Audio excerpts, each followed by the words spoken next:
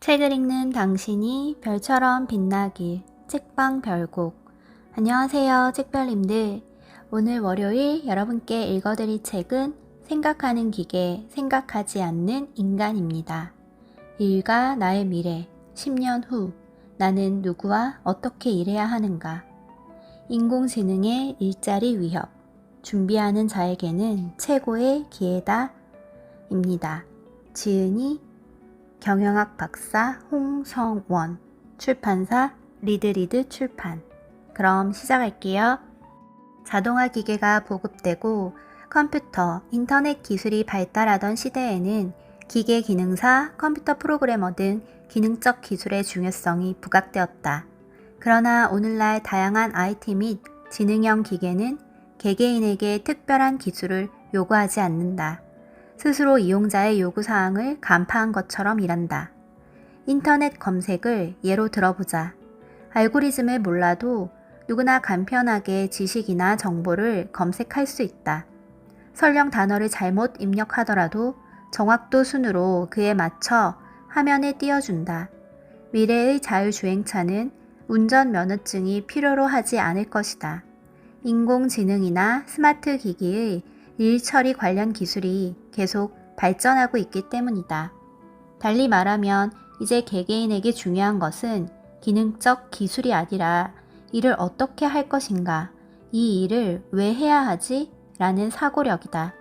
이 책은 미래에 절실히 요구되는 생각하다에 방점을 두고 개인이 준비해야 할 일에 접근했다. 다음은 우리가 함께 고민해야 할 과제이다. 인간은 기계와의 경쟁에서 승리자인가 패배자인가? 현재 내가 하는 일의 본질은 무엇이고 미래의 기계를 어떻게 활용해야 하는가? 나의 미래 가치를 높이기 위해서는 어떤 능력을 갖춰야 하는가? 생각하는 힘을 이루기 위해 우리가 일상에서 준비하고 실천할 것은 무엇인가? 파트 1. 생각하는 기계와 대결하는 인간. 자율주행 시대가 열린다. 자율주행차가 상용화되면 사람은 어떤 상황과 맞닥뜨리게 될까? 먼저 운전하는 직업 자체가 없어질 확률이 높다. 택시나 고속버스 같은 대중교통 운전사나 대리운전 기사의 직업군이 사라질 것이다. 운전면허 학원이나 면허증 발급 기간도 필요 없게 된다. 현재 자동차 회사의 사업 방식과 경쟁사, 직원들에게 요구되는 능력도 완전히 변한다. 운송과 물류 산업에도 영향을 줄 것이다. 이것들은 이미 예견되는 변화들이다. 도로 건설 관련 일은 어떤가? 고속도로를 생각해보자. 휴일 교통 정체는 교통량이 많은 구간에서 상습적으로 나타난다. 특히 설이나 추석 같은 명절에는 기성길 행렬로 인해 고속도로가 곳곳이 마비된다. 교통체증의 원인은 교통량의 절대 증가로 인한 것도 있지만 교통사고, 도로공사, 병목 현상으로 나타나기도 한다. 특별한 이유가 없는데 차가 막히기도 한다. 사고가 난 상황도 아닌데도 고속도로가 막히는 원인 중 하나가 유령체증 때문이라고 한다. 특별한 원인 없이 막히는 현상으로 눈에 보이지 않는 유령이 도로를 점령한 것과 같다 하여 유령체증이라는 이름을 붙였다. 영국 엑시터 브리스톨 대학과 헝가리 부다페스트 대학 공동 연구팀은 2007년 영국 최고 권위의 왕립 학술원 논문에서 운전자들의 반응시간 지체를 유령체증의 원인으로 꼽았다. 인간의 판단력은 출발과 정지 반응이 느리거나 불규칙하고 앞차와의 거리를 두는 인지력이 운전자마다 다르다. 이로 인해 고속도로에서 갑자기 차선 변경이나 운전자의 부주의, 속도 급감의 상황이 발생했을 때 그 뒤에 있는 차는 브레이크를 밟아 속도를 줄인다. 이때 약 1초 정도의 반응 지체 시간이 발생하는데 뒤에 오는 다른 차량까지 반응 지체 시간이 쌓이게 되면 결국 뒤에서는 정체 현상이 일어나게 되는 것이다. 앞차가 다시 출발하더라도 운전자마다 즉각 반응하는 속도가 달라 출발이 동시에 이루어지지 않는다. 이로 인해 앞차와의 거리가 벌어진다. 그런데 자율주행차가 나오면 출발과 정지 반응이 즉각적이어서 차간 거리를 좁히고 일정하게 운행할 수 있다. 따라서 사람이 운전할 때보다 도로의 빈 공간이 많이 줄어든다. 그로 인해 교통체증이 대부분 사라지고 도로가 한결 여유로워진다. 이렇게 되면 고속도로를 새로 건설할 필요성이 없어지고 관련 일자리가 대폭 줄어든다. 대신 자율주행차를 위한 교통정보 시스템 구축, 도로의 유지 정비, 도로 시설 및 설비 보수 관련 일만 남게 된다. 다른 관점에서 자율주행차의 영향을 생각해보자. 운전자의 수용성 문제와 편리함이 주는 이익이다. 자율주행차의 문제 중 가장 높은 장벽은 운전자들의 수용성 문제이다. 운전자가 판단하고 조작하는 대로 반응하는 운전의 맛을 느끼던 운전자가 자율주행차에 모든 것을 맡길까? 폭주족 수준의 욕망을 분출하는 게 아닐지라도 자신이 생각한 대로 반응하지 않으면 아무리 안전한 차량이라도 운전의 몰입감과 성취감을 느끼지 못할 것이다. 강력하고 정교한 기계 장치에 차량 통제권을 넘겨준다면 차 안에서 무엇을 할 수 있을까? 영화를 볼까?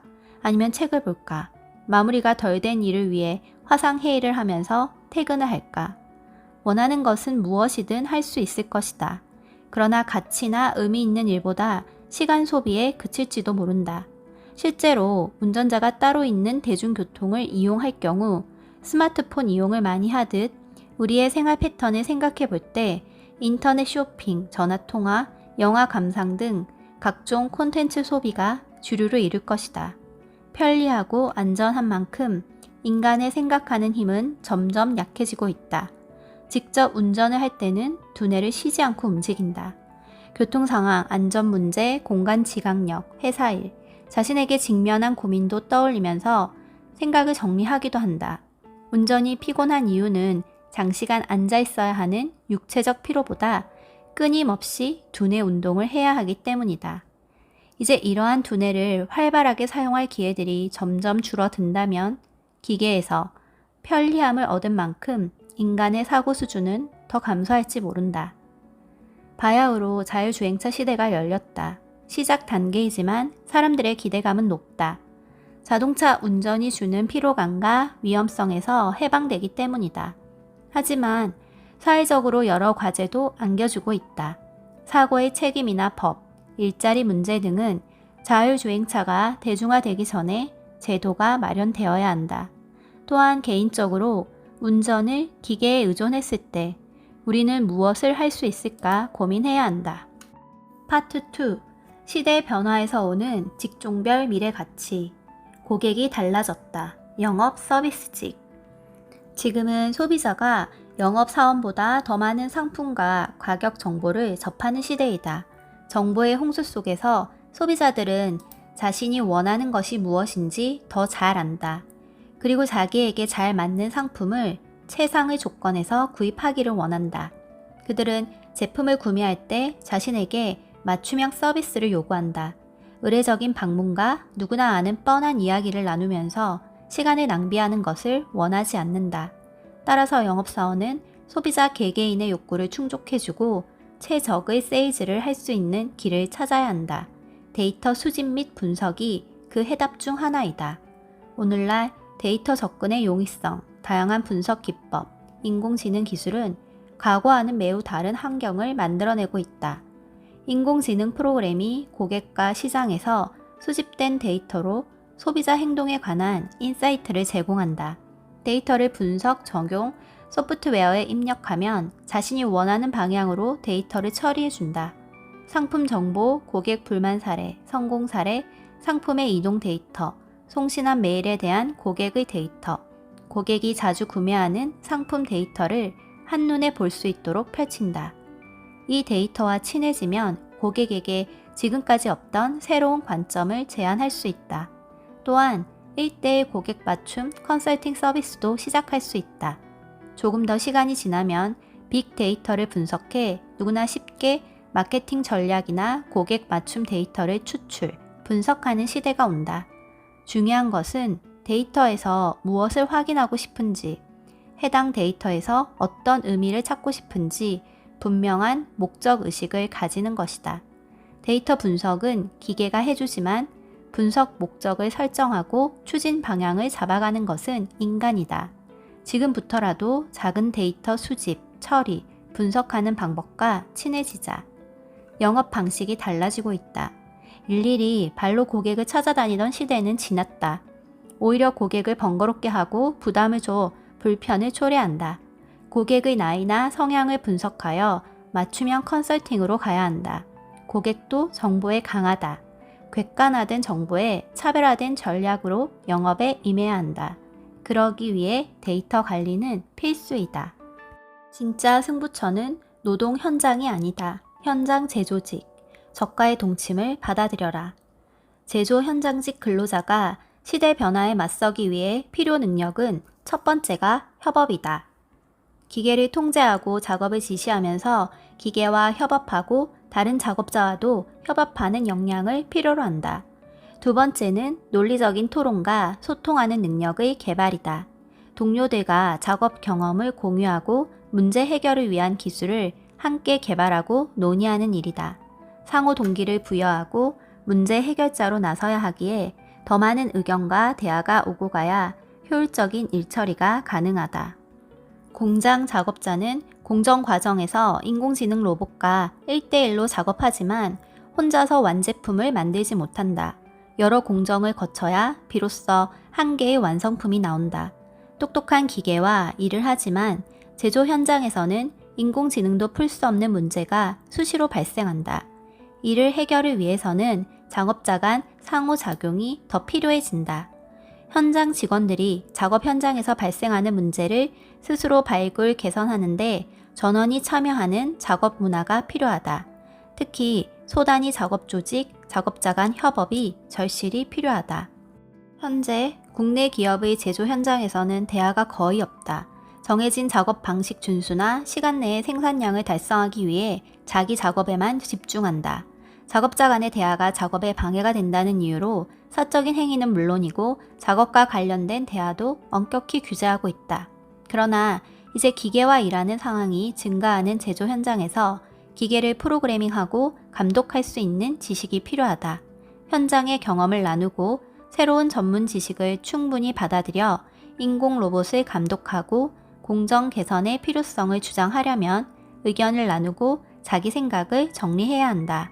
사물의 이치와 기계의 작동 원리, 문제의 원인과 해결책 제시, 작업 동선 분석, 인간 본성을 정확히 꿰뚫고 있어야 한다. 이 모든 것은 동료 작업자들과 상호 수평적인 관계에서 가능하다. 지식이나 생각을 나누고 설득하기 위해서는 자기만의 생각과 표현을 적극적으로 해야 한다. 이를 위해 논리가 포함된 자기 생각을 정립되어야 한다. 첫 번째 방법은 원인과 결과에 대한 논리적인 사고이다. 세상은 인과관계로 움직인다. 축구공이 골문으로 들어가는 것은 공을 찬 사람의 발끝에서 나온 힘이 공을 밀어내기 때문이다. 한 작업자가 품질 불량을 계속 낸다면 이는 한 원인으로 회사에 대한 불만이 있을지도 모른다는 생각도 해봐야 한다. 세상 모든 일이 원인과 결과로 돌아가는 것은 아니지만 적어도 인간사의 많은 일은 어떤 원인에 의해 움직인다. 우리는 결과만 보지 말고 원인을 볼 수 있어야 한다. 이를 탐색하기 위해 왜, 어떻게 라는 질문을 수시로 하자. 많은 현장 근로자는 주어진 과제를 수행하면서 이 일을 왜 하는지, 어떻게 해야 상대방의 욕구에 정확하게 맞추는 방법인지 모른다. 정확히 말하면 생산량에 집중하느라 이유를 생각할 여유가 없는 것이다. 그러나 일하는 이유를 모르면 목적을 달성하기도 어렵고 일에 흥미를 지니기 어렵다. 이유를 알 때 목표가 정확해지고 그것에 도달하는 다양한 방법을 생각할 수 있다. 우리는 왜라는 질문에 익숙치 않다. 주어진 것을 입력하기에 여념이 없다. 이제 바꿔야 한다. 아이들에게 하듯이 자신에게도 왜라고 묻는 여유를 가지자.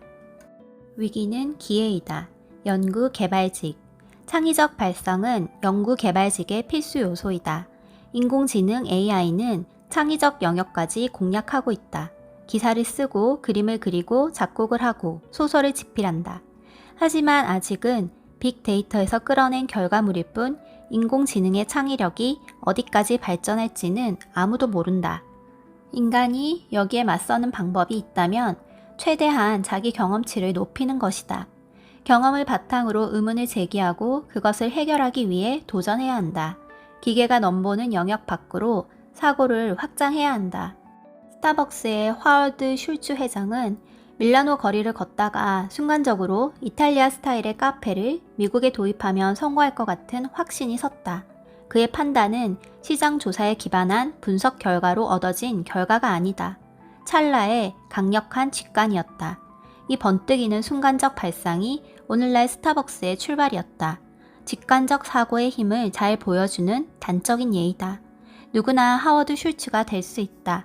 어떤 이슈에 관심의 끈을 놓지 않고 몰두하면 성공 확률은 더 커질 것이다. 사람들은 직관을 오해한다. 마술처럼 혹은 마법처럼 갑자기 일어나는 감 또는 본능이라고 믿는다. 그렇지 않다.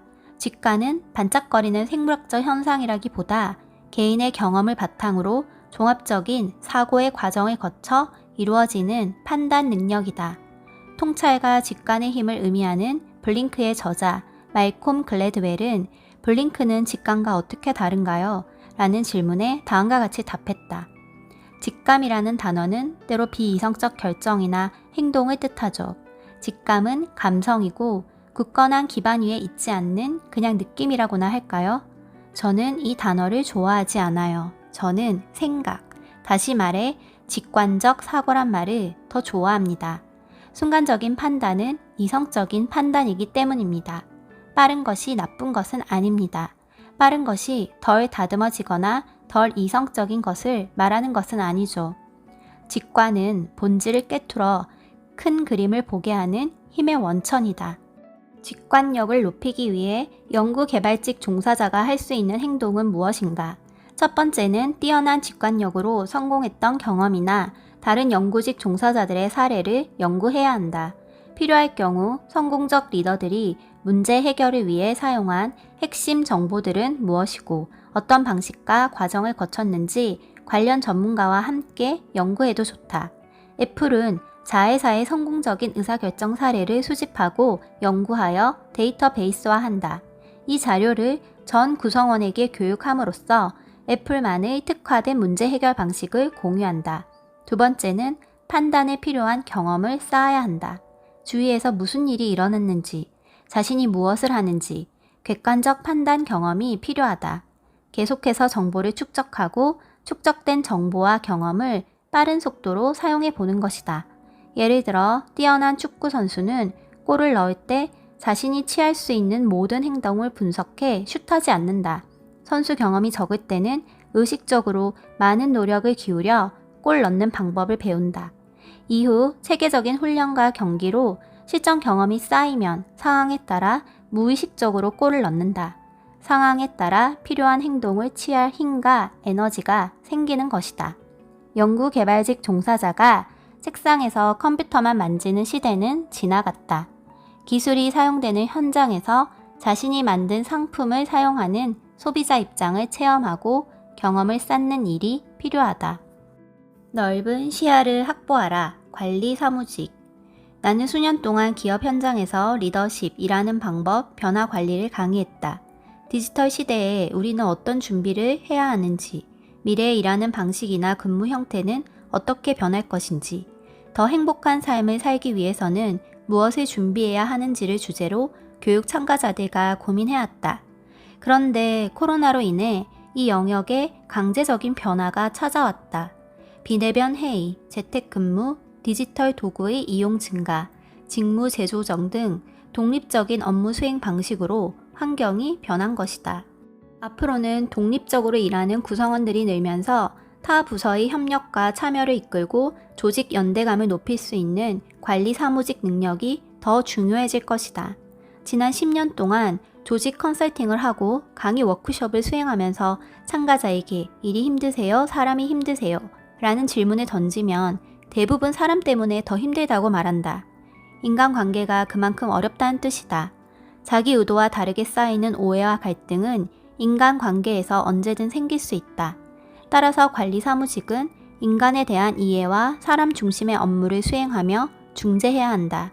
이를 위해서는 타인에 대한 공감 역량이 필요하다.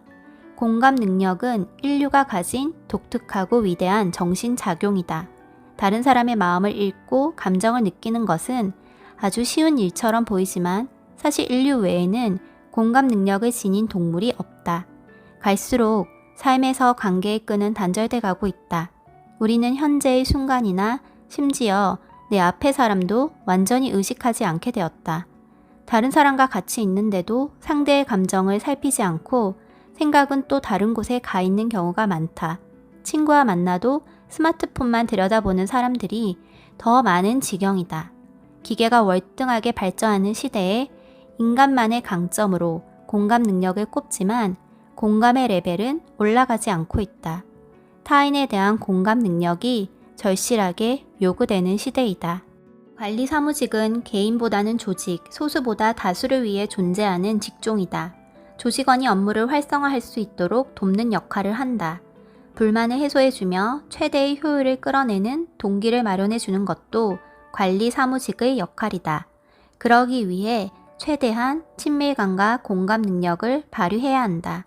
기계로 대체되는 조직 사회에서 가장 중요한 구심점 역할을 감당할 능력을 갖춰야 할 때이다. 어떤 정치 사상가는 인간을 애니멀 라보란스와 호모 파베르로 나누었다. 애니멀 라보란스는 매일 고된 일을 되풀이해야 하는 인간, 즉 일하는 동물로서의 인간이다. 그들은 어떻게? 라는 질문밖에 할 줄 모른다. 호모 파베르는 판단력을 갖고서 노동하는 인간을 의미한다. 일을 진행할 때 왜? 라고 묻고 최상의 결과를 낸다. 호모 파베르는 도구를 이용해 유무형의 산물을 만들어내는 인간의 본질을 드러내기 위해 프랑스 철학자 앙리 루이 베르그송이 처음 소개한 용어다. 하지만 호모 파베르가 단순히 도구를 만드는 것만을 의미하진 않는다. 진정한 호모 파베르는 뭔가를 만들어냄으로써 자신의 존재 가치와 환경까지 변화시킬 수 있다. 보다 발전적 의미에서의 인간이다. 과거에는 생존을 위해 불을 만들고 사냥 도구를 만들었지만 현재는 인간의 가치를 더 높이기 위해 인간 대신 노동하는 기계도 만들어냈다. 우리에게는 단순 노동만 하는 애니멀 라보란스보다 깊은 생각하는 힘을 가진 호모 파베르가 필요하다. 인간이 사유하고 꿈꾸지 못했다면 어떤 새로운 세계도 열리지 않았을 것이다. 언제나 왜, 무엇을 어떻게, 원하는 결과의 이미지는? 이라고 자신에게 질문하며 일하는 방법을 고민해야 한다. 또 인간 고유의 능력으로 무엇을 해결할 수 있는지, 그 방법은 무엇인지 되물어야 한다. 내게 주어진 일의 문제를 되묻는 것은 쉬운 일이 아니다. 끊임없이 생각해야 하므로 일의 흐름을 끊는 일이기도 하다. 일의 질적 수준은 인간의 사고력, 즉 생각하는 힘이 결정된다. 여기까지 제 오디오북 잘 들으셨나요? 내용이 좋으셨다면 구독, 좋아요, 알림 설정 부탁드립니다.